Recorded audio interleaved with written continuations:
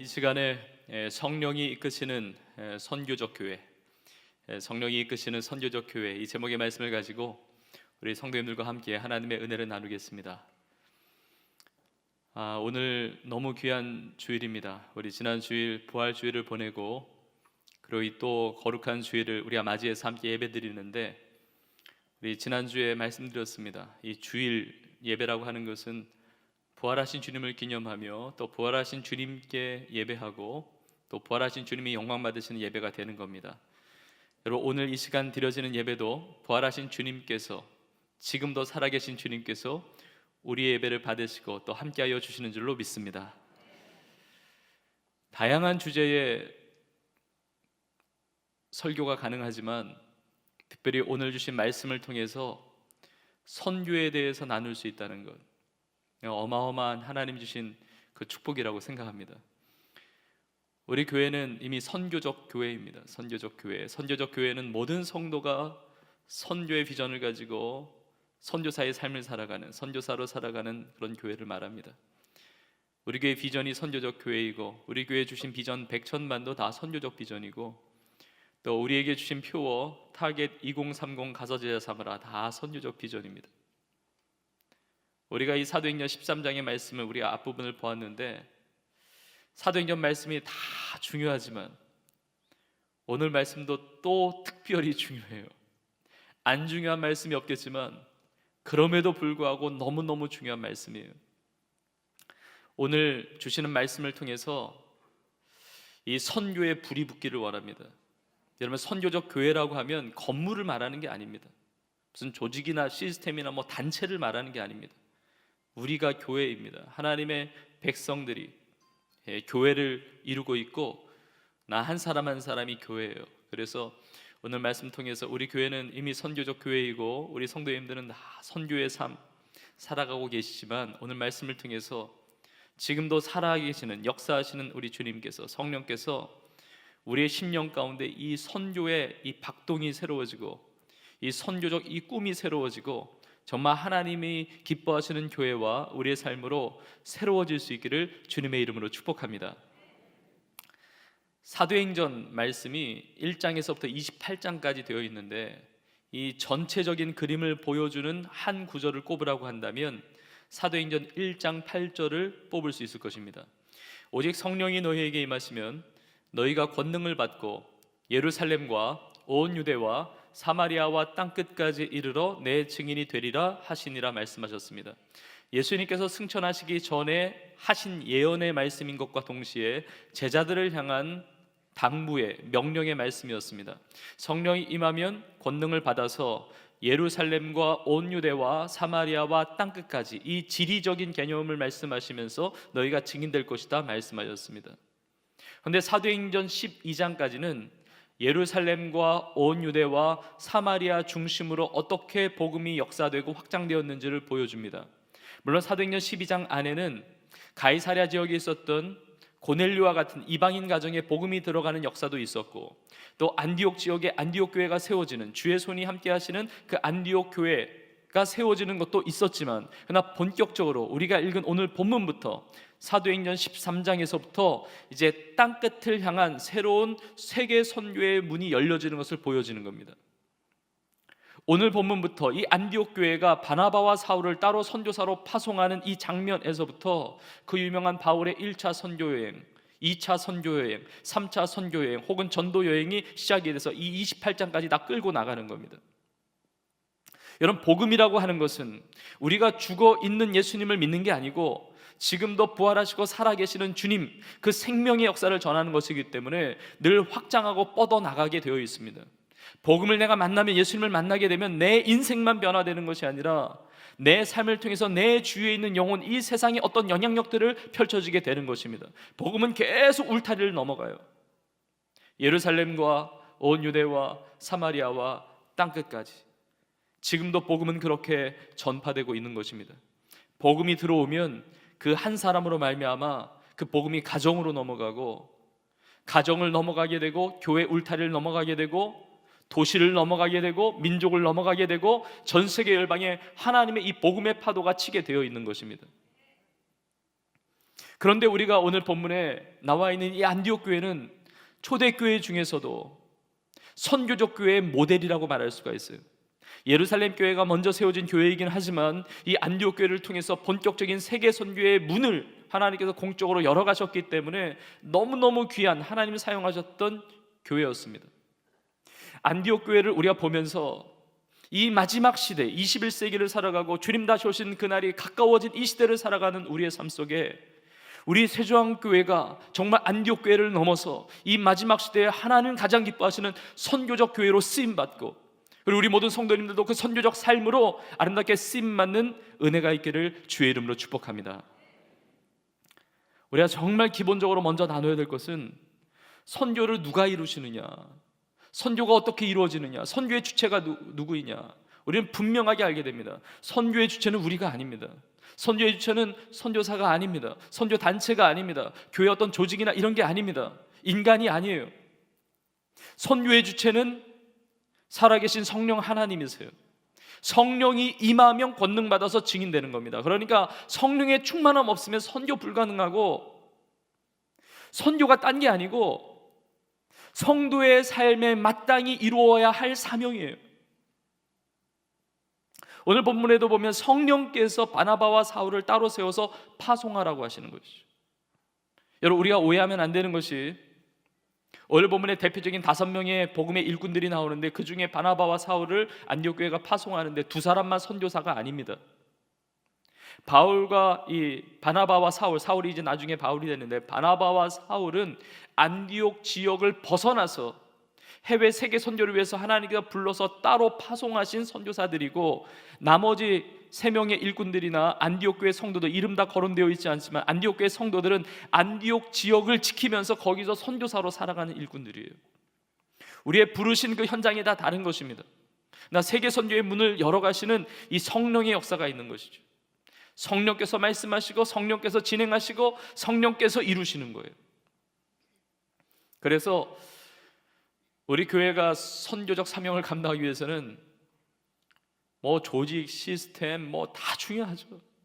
예산도 중요하고 어떤 진짜 모든 것들이 다 중요할 겁니다. 그런데 성령이 충만한 교회가 하나님의 사명을 감당하는 겁니다.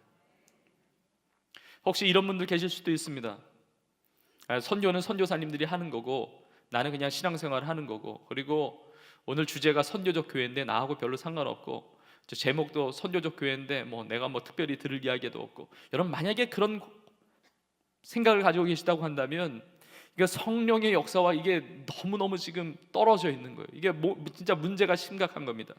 표현은 선교가 됐든지 전도가 됐든지 영혼 구원이 됐든지 세상을 구원하는 일이 되든지 표현은 다양할 수 있지만 모든 성도의 삶은 선교로 부르신 거예요. 성령님이 뭐 하십니까? 선교하세요. 하나님 무엇 하십니까? 선교하고 계세요.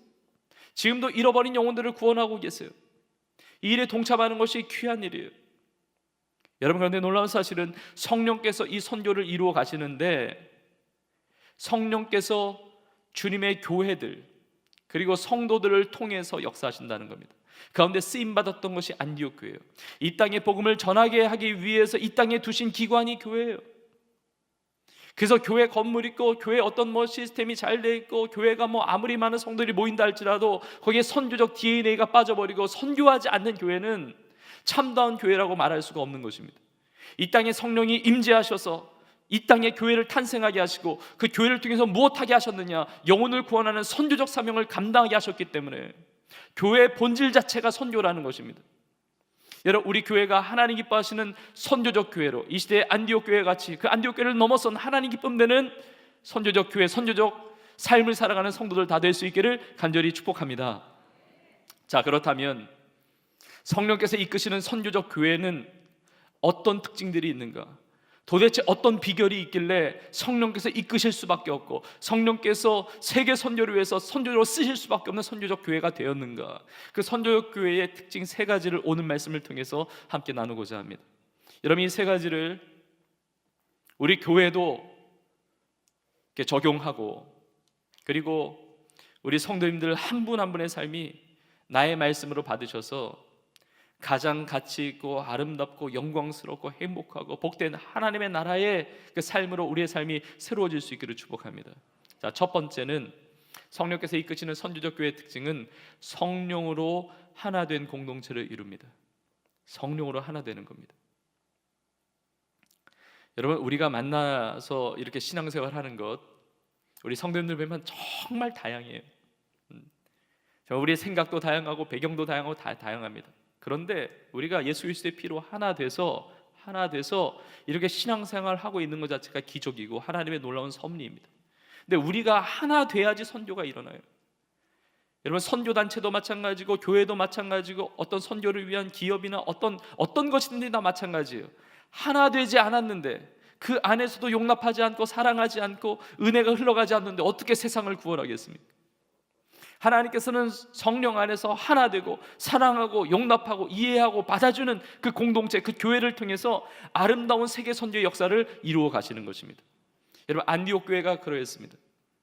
우리가 사도행전 13장 1절에서부터 3절까지 보았는데 1절에 보면 안디옥 교회 성도들 명단이 다 나와 있는 것은 아니지만 대표적인 이 복음의 일꾼들 5명이 나와 있습니다. 근데 이 5명의 면면을 보면 다 다양한 사람들이에요.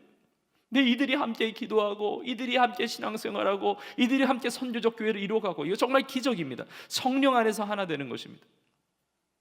1절에 보니까 누가 나옵니까? 바나바가 나와요. 여러분, 바나바는 우리가 많이 이야기했기 때문에, 근데 사도행전 4장에 보면 바나바는 구브로 섬 출신의 레위인이었다고 합니다. 구브로는 오늘날의 키프로스 섬이죠. 그 섬 출신인데 레위인이에요. 정통 유대인입니다. 그 섬이 고향이지만 그러나 정통 유대인으로 살아온 사람이 바나바입니다. 그 다음에 나오는 인물이 니게르라고 하는 시므온, 이렇게 나옵니다. 여러분, 시므온은 히브리식 이름이에요.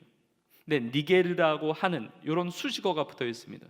니게르라고 하는 이 단어의 뜻은 라틴어로 보면 검다라는 의미를 가지고 있습니다. 그러니까 아마 피부색이 검었던 것 같습니다. 니게르라고 하는 이 말에서 파생된 단어가 니그로라고 하는 단어예요. 어원이 똑같습니다. 흑인을 이야기하는 거죠. 그러니까 시므온은 히브리식 이름을 가지고 있지만 아마 그 당시 아프리카 출신의 흑인이지 않았을까, 이런 추측을 해볼 수가 있어요. 여러분, 기가 막힌 거 아니겠습니까? 여러분, 당시 유대인들에게 있어서는 이런 다른 민족, 이 타민족, 이방인, 배척의 대상이었습니다. 그런데 피부색도 다르고 그 다른 나라 출신의 그 사람이 안디옥에서 예수님 믿고 안디옥에서 성도로 살아가고 안디옥의 대표적인 복음의 일꾼으로 살아간다는 것, 이건 세상에서 있을 수 없는 조합이에요. 만남이에요. 여러분, 천국 가면 니게르라 하는 시몬도 만나서 대화하고 싶어요. 아니, 어떻게 그 당시에 아프리카 지역에서 그렇게 예수님을 만나고 안디옥 교회 성경에 기록될 만큼 그렇게 정말 복음의 일꾼으로 살았느냐고. 이게 간증들이 참 놀라운 겁니다. 다 성경에 나와 있는 것은 아니지만.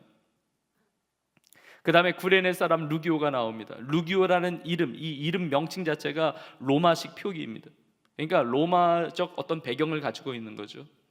구레네라고 하는 지역은 여기도 북아프리카 지역인데 오늘날로 말하면 리비아 지역에 있는 곳인데, 그러니까 그곳에서 와서 로마적 어떤 배경을 가지고 안디옥 교회의 성도를 이루면서 그리고 복음의 일꾼으로 살아가는 거예요. 네 번째 나오는 일꾼은 분봉왕 헤롯의 젖동생 마나엔이라고 나옵니다. 마나엔이라는 이름을 가졌는데 헤롯의 젖동생이라고 그래요. 헤롯의 젖동생이라는 것은 헤롯 왕 어릴 때 같은 젖을 먹고, 그러니까 같은 어머니이든지 아니면 같은 유모이든지 어쨌든 어린 시절 헤롯과 같이 보냈다는 겁니다. 이걸 통해서 알 수 있는 것은 이 마나엔은 그래도 어느 정도 나이가 있지 않았을까. 그리고 고위층 사람이죠. 사회적 신분이 굉장히 높은 사람입니다. 근데 헤롯 가문이에요. 헤롯 가문은 유대인들의 입장에서 보면 로마의 하수인처럼 여겨졌습니다. 그러니까 어떻게 보면 굉장히 불의한 권력 집단 안에, 그 가정 안에 있는 거예요. 불의한 그 사회층 고위층에 있는 사람이 예수님 믿고 나서 지금 안디옥 교회의 성도로서 신앙생활하고 있고 안디옥 교회의 귀한 복음의 일꾼으로 살아가고 있다는 것입니다. 이게 놀라운 이 성령의 역사입니다. 마지막 나오는 있는 인물이 밋 사울이라 이렇게 나와요. 사울은 너무 잘 아시죠? 사울은 변화되었습니다. 교회를 핍박했던 그 인생이 다메섹 올라가는 길에 예수님 만나서 변화돼서 다메섹에서 복음 전하고 예루살렘에서 복음 전하고 그래 다소까지 가 있다가 바나바의 초청을 통해서 이 성령께서 이끄신 거죠. 안디옥에 와서 같이 동역하고 사역하는 겁니다. 여러분, 변화된 인생이지만 그러나 그의 과거를 보면 절대로 교회의 일꾼이 될 수 없는 사람이에요. 과거의 이력을 들춰내면 교회를 조금 핍박한 게 아닙니다. 교회 완전히 적대자, 예수님을 핍박했던 인생, 스데반이 순교당할 때 앞장서서 나섰던 인생, 나 그 인생을 주님의 십자가의 그 능력으로 만나주셔서, 성경에는 이 사울이 어떻게 예수님 믿게 되었는지 이 사울의 인생만 분명하게 조명되어 있지만 다 그런 이야기들이 있는 겁니다. 사울아 사울아 내가 어찌하여 나를 핍박하느냐. 주님의 음성 듣고 이 태양보다 더 강한 이 빛 가운데 고꾸라지고 회심하게 되고 이방인의 사도로서 쓰임받을 수 있는 그 인물. 여러분, 우리가 다 마찬가지입니다. 여기 보면 우리 성도님들이 다 다릅니다. 직업도 다르고 연령대도 다르고 배경도 다르고 어떤 생각이나 가치관이나 다 예수 믿기 전에 다 달랐을 겁니다. 그런데 우리는 공통된 과거가 있는데 예수님이 만나주셨다는 것이고, 우리가 예수님을 믿었다는 것이고, 예수님의 십자가의 보혈의 능력으로 우리가 하나님의 자녀로 거듭났다는 것이고, 여러분, 우리가 서로를 용납하고 우리가 서로를 이해하고, 여러분, 다른 사람이 틀린 게 아니라 다르다는 관점으로 보고, 가정도 하나 되고 구역도 하나 되고 교구도 하나 되고 우리 온 교회도 하나 되고, 그래서 하나님 주신 비전을 향해서 성령 안에서 하나됨을 힘써 지키면서 하나님 기쁨 되는 우리 모두가 될 수 있기를 간절히 축복합니다. 다른 사람이 나를 설령 받아주려고 하지 않는다 할지라도 나는 마음을 열어야 돼요.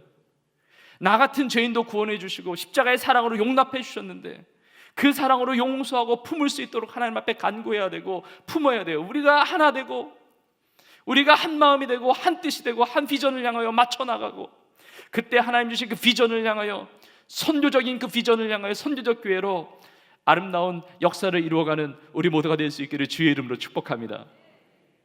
성령께서 이끄시는 선교적 교회의 두 번째 특징은 말씀이 살아 역사하는 교회입니다. 말씀이 살아 역사하는 교회. 여러분, 말씀이 살아있지 않는데 어떻게 성령께서 이끄시겠습니까? 성령님은 말씀을 통해서 역사하시거든요.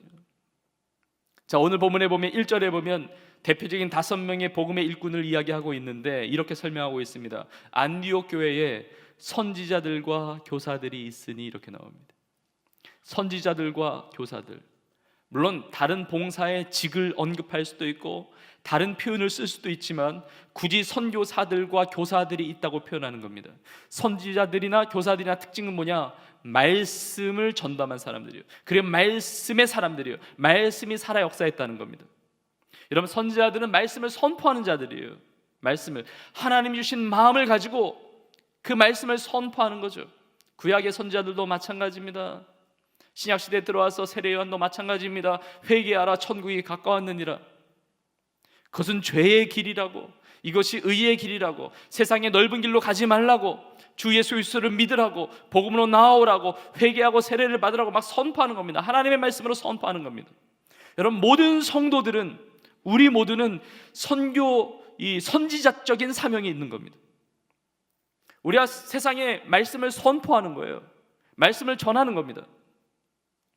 성령이 임하면 너희 자녀들은 예언할 것이요, 선지자적인 삶을 사는 거죠. 예언할 것이요, 너희 젊은이들은 환상을 보고 너희 늙은이들은 꿈을 꾸리라. 말씀으로 도전하고 말씀으로 선포하고 하나님의 마음을 나누고, 이게 선지자들이에요.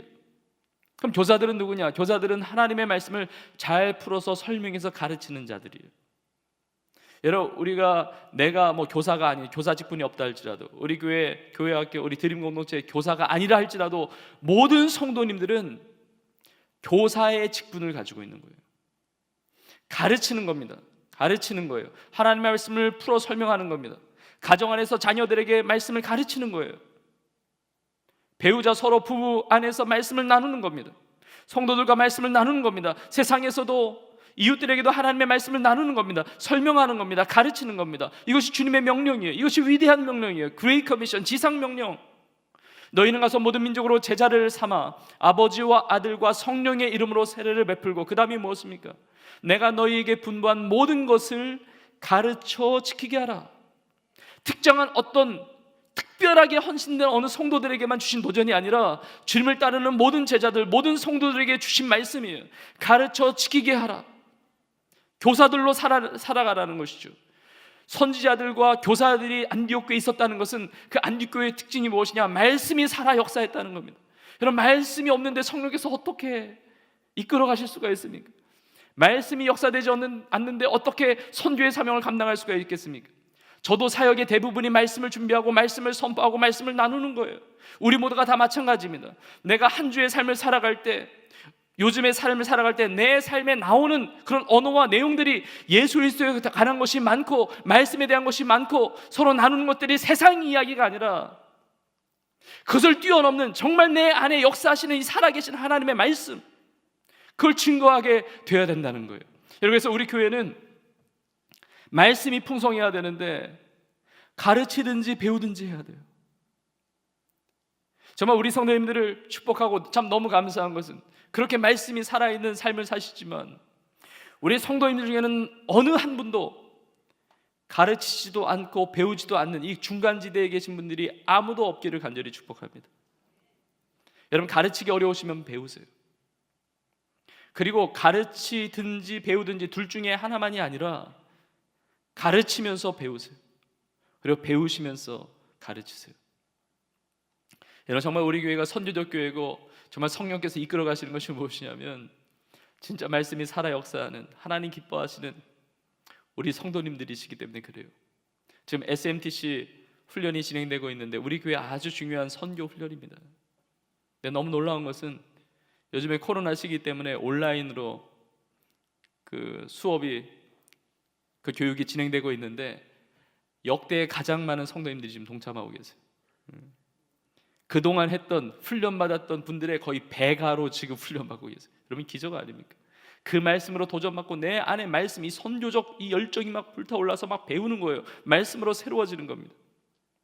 지난주부터 통일선교 아카데미도 시작이 됐고 또 우리 온라인 성경 공부도 하고 또 우리가 가정예배도 드리고 큐티도 하시면서 이게 말씀이 살아있는 겁니다. 이 강단에서 선포되어지는 설교, 이 말씀도 마찬가지예요. 영상에서 보셨듯이 이제 어머니 학교도 모집하게 되는데 이렇게 말씀이죠. 이번에도 다 온라인으로 하는데 오늘 헌금 특성도 우리 가정사역원에서 하시게 되는데 어머니로서 어떻게 살아갈 것이냐, 하나님의 말씀을 배우는 거예요. 우리 성도님들을 도전하고 싶습니다. 정말 사랑으로 권면하고 싶습니다. 신앙생활을 했는데, 신앙생활을 해왔는데 훈련 받아보지 못한 성도님들이 계시다고 한다면 훈련을 받으세요. 훈련을 받으세요. 말씀의 훈련을 받으세요. 말씀을 먹어야, 말씀이 풍성해야 내 삶을 성령께서 이끌어 가시고 가장 영광스러운 선교적 삶으로 나아갈 수가 있는 거예요. 내 삶에 말씀이 죽어 있으면 안 돼요. 말씀이 살아 있어야 돼요. 어떻게 해서든지 말씀의 은혜를 받는 자리에 결단하고 의도적으로 나갈 필요가 있어요. 안디옥 교회가 그렇게 말씀이 살아있던 교회였다는 것입니다. 다음 달부터 제자훈련이 시작이 되는데 우리 성도님들 정말 사랑으로 권면합니다. 우리 많은 성도님들이 제자훈련을 받으시고, 사실 제자훈련 안 받으시면 직분도 안 드리잖아요. 이 우리 교회 리더십으로 다 하시려면 이 제자훈련을 받으셔야 되는데 우리 성도님 중에 제자훈련을 안 받으신 분들은 이번에 꼭 받으시기를 권면합니다. 여러분, 이 코로나 시기에 하나님께 감동을 드려보세요. 정말 훈련의 장에 동참해보세요.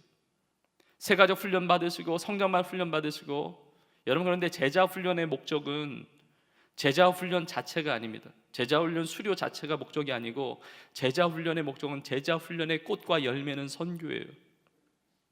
예수님의 제자로 살아간다는 것, 코र्스가 아닙니다. 이거는 프로그램이 아니에요. 우리가 하고 있는 모든 신앙생활에서 말씀의 훈련과 도전받는 것은 다 제자훈련이에요. 넓은 의미에서. 내가 과거에 제자훈련 받았어도 지금 내가 선교적 삶을 살고 있지 않다, 과거에는 뜨거웠지만 지금은 냉랭하다, 여러분 다시 받아야 됩니다. 여러분, 제자반 여러분 받을 수 있는 대로 받으세요. 이 코로나 이 안에 정말 하나님 감동시키고 우리 교회가 놀라운 정말 이 복음의 역사를 써내려가고 있습니다. 우리 비전 선교사님들 지난 송구영신 예배 때 908명의 우리 비전 선교사님을 임명하고 파송하고 다 했는데 이 제자훈련을 받아야만 비전 선교사로 또 임명할 수 있어요. 이 과정 가운데 우리가 선교적 삶을 살아갈 수가 있는 겁니다. 여러분, 사역자반도 받으신 우리 성도님들이 많이 계실 거예요. 우리 구역장님들, 우리 교구장님들, 우리 많은 일꾼들, 또 우리 성도님들 많이 받으셨을 텐데 사역자반을 받았는데 사역을 하지 않는다. 다시 받아야 돼요. 여러분, 그리고 내 신앙이 뭔가 부족함이 있고 뭔가 채울 부분이 있다. 그럼 여러분 결단하세요. 그리고 이미 그렇게 복음의 일꾼으로 살아가신다 하더라도 더 참다운 주님의 제자로서 살기를 원하시는 분은 또 들으실 수가 있어요. 그래서 이번에 사역자반도 과거에 들으신 분들도 등록비 받지 않고 이렇게 청강하실 수 있겠어요. 등록비 받지 않는다는 게 굉장히 중요합니다. 근데 이제 과거에 배우실 때 교재가 좀 달라진 부분도 있어요. 그 교재는 이제 교재비만 내고 실비만 내고 훈련 받을 수 있어요. 이번에 온라인으로 다 하기 때문에, 온라인 줌을 통해서 하기 때문에 전 세계 우리 교회에서 파송한 파송 선교사님들도 해외에서 다 들어오세요. 작년 가을에도 그렇게 훈련 받았고. 말씀이 충만해야 돼요. 내 말씀이 살아 있어야 돼요. 말씀이 내 삶을 이끌어가는 것이 바로 성령께서 나의 삶을 이끌어가는 겁니다. 우리 교회가 말씀이 충만한 거예요. 그래서 말씀이 충만해서 그 말씀이 역사하니까, 성령께서 말씀하시니까 성령이 이끄시는 대로 막 문들이 열려지고, 그리고 길들이 열려지고, 이 선교의 귀한 열매들을 맺으면서 나아가게 되는 것입니다. 여러분, 우리 교회가 말씀이 충만한 교회, 여러분의 삶이 말씀으로 훈련받고 가르치고 배우고 하나님의 기쁨 되어 살아가는 여러분 다 될 수 있기를 주의 이름으로 축복합니다. 세 번째로, 성령께서 이끄시는 선교적 교회의 특징은 기도가 살아 역사하는 교회입니다.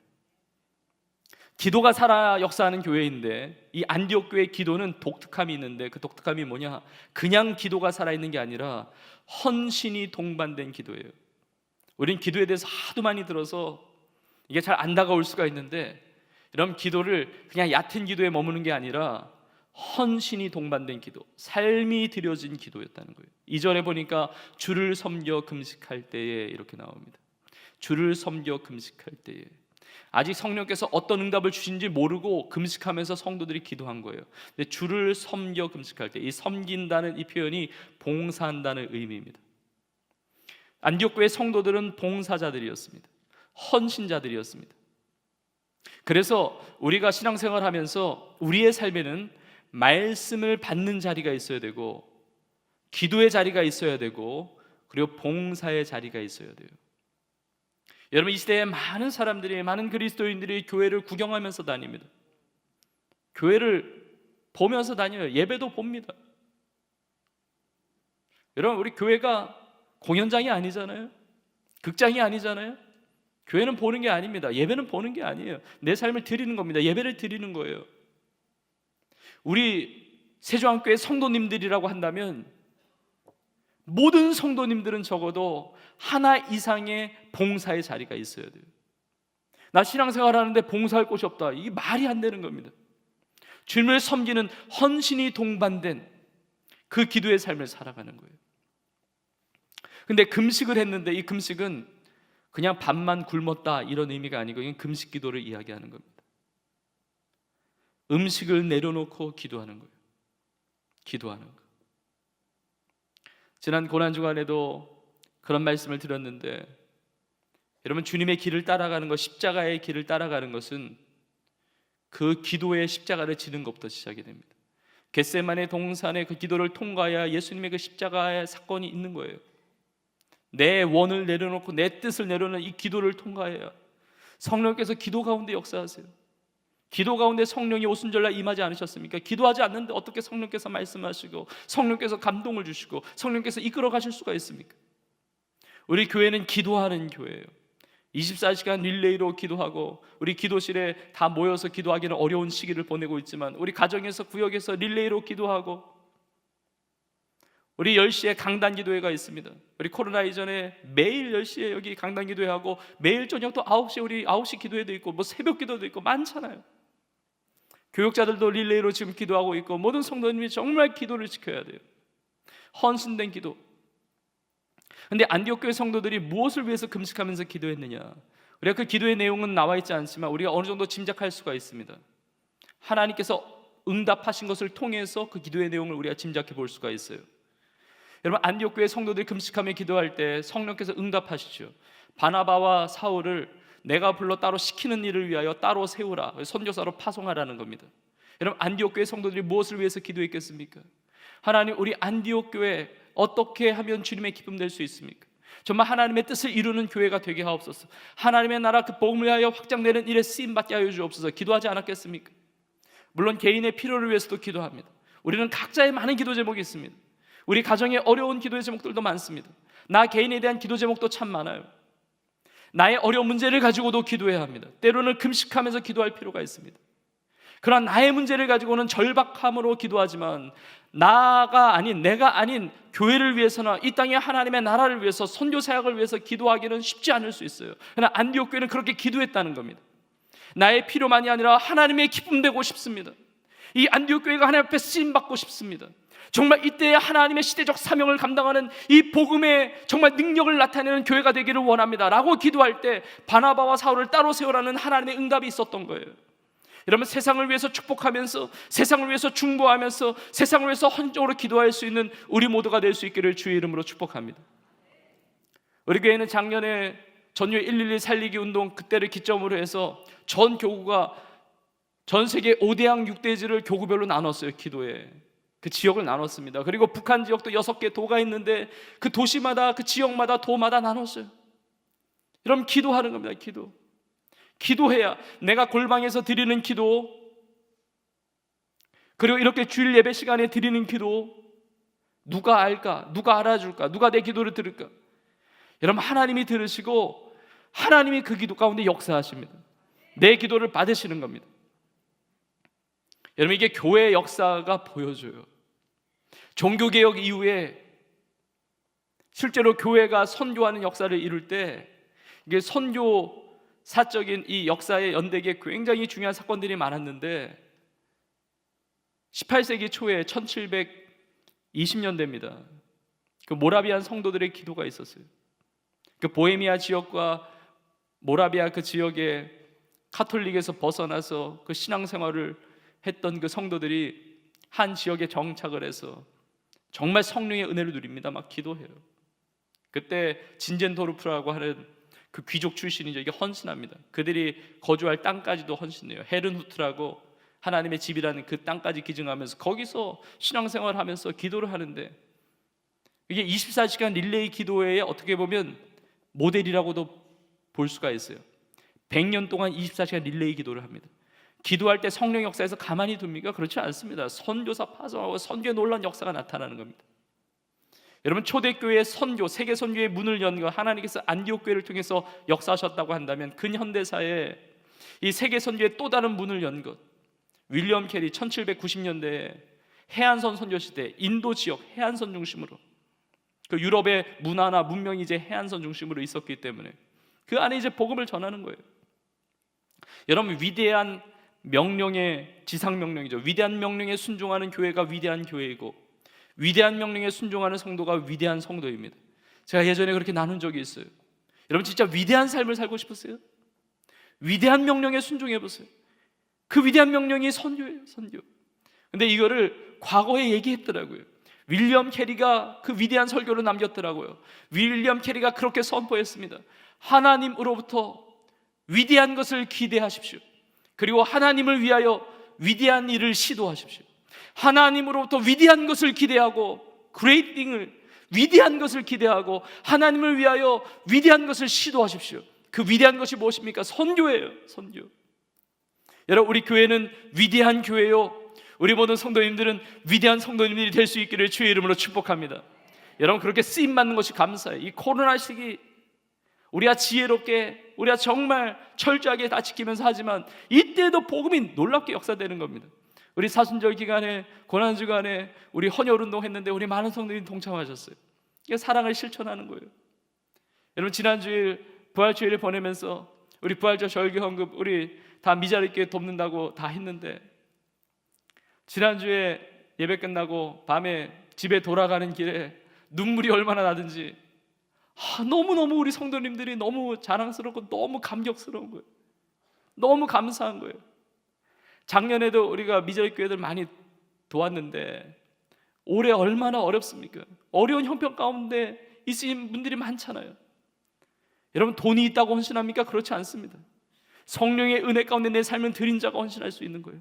근데 그 어려움 중에서 이 안디옥 교회가 힘이 되는 대로 그 흉년의 때에 예루살렘 교회 성도를 돕기 위해서 부조하기로 작정하고 실행했듯이 우리 성도님이 힘을 다해서 헌신해 주셔가지고 작년보다 더 많은 분들이 더 많은 것을 헌신하게 해주셨어요. 얼마나 감사한지. 지난주에 당회를 했는데 정말 너무 은혜에 감격이 됐습니다.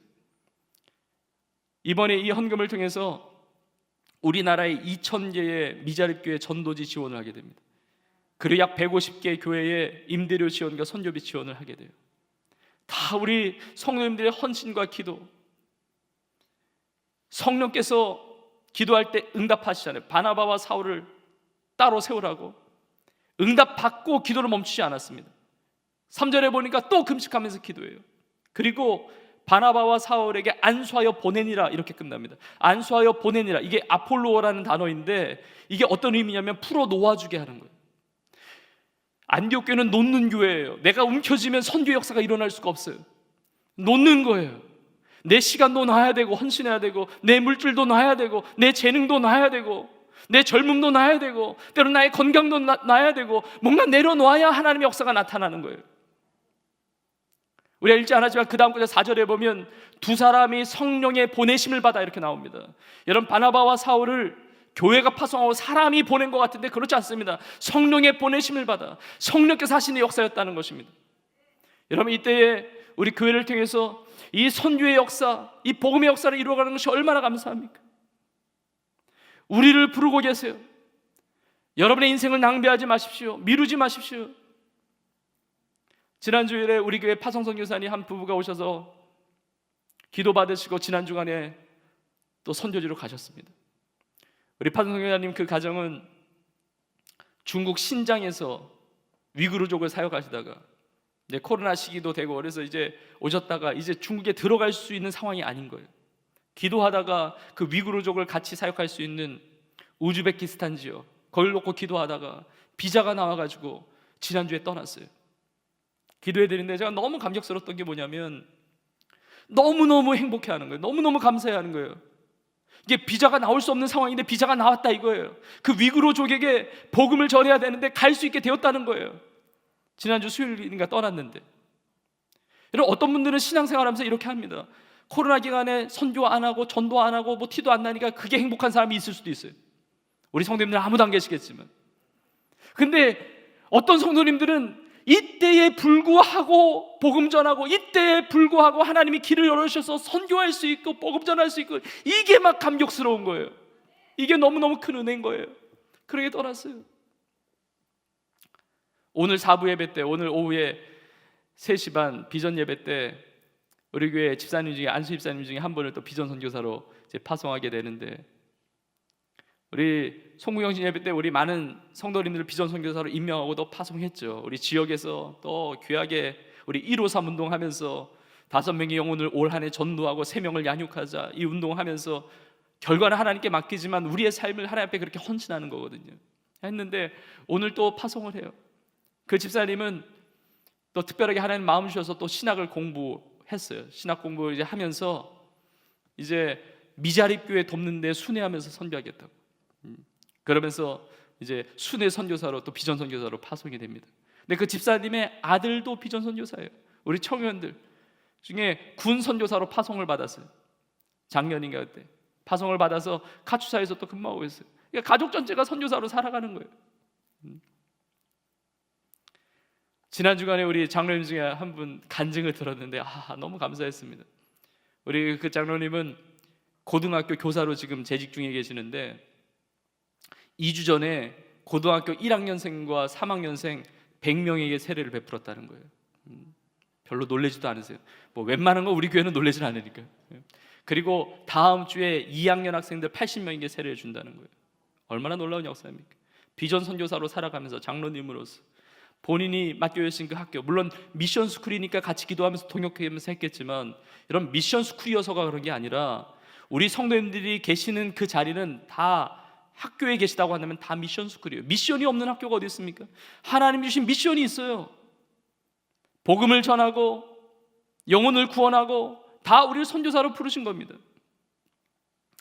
우리 작년에서 올해 넘어오면서 100개의 비전 캠퍼스를 돌파했는데 지금 시간 되는 대로 제가 하여튼 시간을 최대한 내가지고 개척 예배를 드리고 있는데, 지난 주간에도 세 군데에서 우리 성도님들이 일터에서 비전 캠퍼스 개척 예배를 드렸습니다. 이제 대면에서 만나기는 어렵고 온라인 상에서 우리 교구 식구들하고 우리 리더십들하고 같이 개척 예배를 드렸어요. 얼마나 감격스러운지. 여러분, 이게 정말 선교적 교회 모델로 하나님이 너무너무 기가 막힌 사역을 하시는 거예요.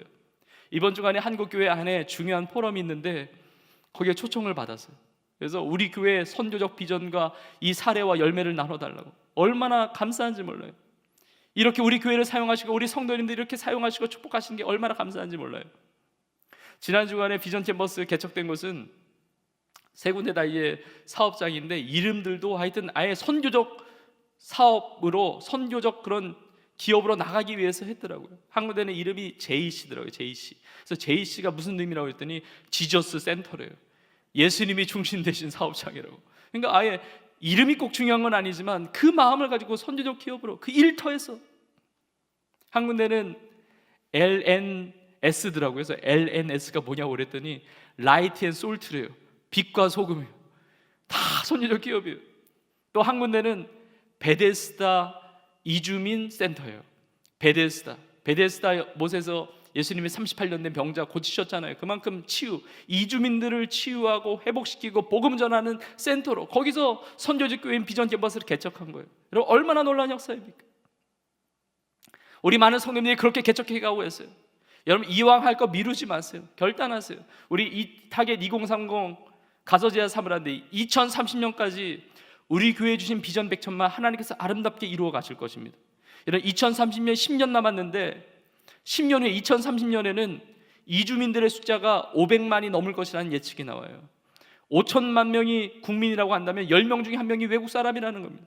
우리 교회도 외국인 쉼터가 있고 외국인 선교회가 있지만 여러분, 땅끝은 어디에서 시작합니까? 나로부터 시작하는 겁니다. 내가 출발점이에요. 땅끝까지. 그리고 지구가 둥글잖아요. 땅끝의 종착점은 나 있는 자리까지 와요. 세계 열방을 복음화시키되 나로부터 시작하고 나로부터 마무리된 나의 삶의 자리가 이 선교의 현장인 거예요. 북한 선교를 위해서도 지난 겨울에 문산 지역에 우리 교회 통일연구소가 개소했습니다. 지난 주간에 포럼이 이루어졌는데 이게 플랫폼이 돼가지고 북한 사역 전문가들 또 통일을 대비하는 그런 단체들 연합해가지고 포럼도 하고. 여러분, 이 어려운 시기를 보내고 있지만 주님의 심장은 여전히 뛰고 있고 우리의 삶을 그렇게 부르시는 겁니다. 우리 모두가 정말 한마음 한뜻 돼서 말씀이 살아 역사하고 그리고 기도로 살아 역사하고 우리의 삶을 헌신하고 드림으로 우리 온 교회가 이 마지막 시대에 그 초대교회 안디옥 교회와 같이 하나님 기뻐 받으시는 선교적 교회로 쓰임받고 우리 성도님들 한 분 한 분은 자신의 삶에 주신 것을 가지고 나에게 주신 그 생명, 나에게 주신 모든 것을 가지고 하나님의 나라와 영광을 위하여 선교사들로 선교적 삶을 살아가는 여러분 모두가 될 수 있기를 주의 이름으로 간절히 축원합니다.